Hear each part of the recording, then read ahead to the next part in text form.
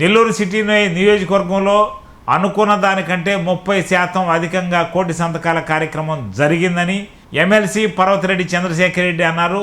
Nellore city పరిధిలో అనేక మంది ఉద్యోగులు, మేధావులు అందరూ కలిసి ప్రభుత్వ మెడికల్ కాలేజీలను ప్రైవేటు పరం చేయడం దారుణమని విమర్శిస్తున్నారని, స్వచ్ఛందంగా సంతకాలు చేస్తున్నారని ఆయన పేర్కొన్నారు. ప్రభుత్వ మెడికల్ కాలేజీలని ప్రైవేటీకరణ చేసేదానికి వ్యతిరేకంగా జగన్మోహన్ రెడ్డి గారు తీసుకున్నటువంటి నిర్ణయం, 1 కోటి మందిని దీంట్లో భాగస్వామ్యం చేసి 1 కోటి మంది దగ్గర సంతకాలు పెట్టించి వాటన్నిటిని కూడా గవర్నర్ గారికి పంపించాలన్న ఆలోచనతో ఆయన తీసుకొచ్చినటువంటి ఉద్యమం ఈరోజు ప్రతి జిల్లా, ప్రతి నియోజకవర్గం, ప్రతి వాడకి కూడా విస్తరించింది.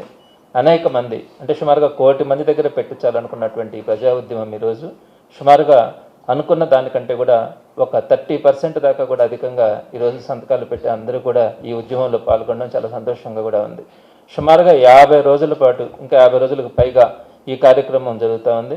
ప్రతి ఒక్కరూ కూడా చాలా సాటిస్ఫాక్షన్గా అనేకమైనటువంటి దర్శన కార్యక్రమాలు తెలియజేసినాం.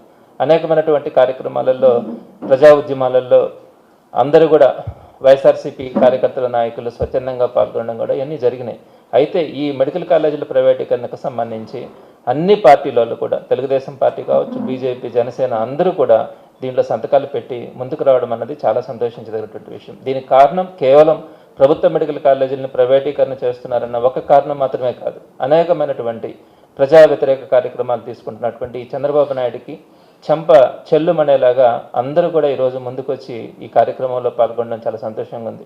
ప్రధానంగా నెల్లూరు సిటీ నియోజకవర్గంకి వచ్చేటప్పటికి మేము అనుకున్నటువంటి లక్ష్యం 60,000 సంతకాలు పెట్టించాలనుకుంటే సుమారుగా 75,000కు పైగా సంతకాలు పెట్టడం కూడా జరిగింది. వాటన్నింటినీ కూడా రేపటి రోజున నెల్లూరు సిటీ నియోజకవర్గం నుంచి జిల్లా పార్టీ ఆఫీస్కి కూడా పంపించడం జరుగుతుంది.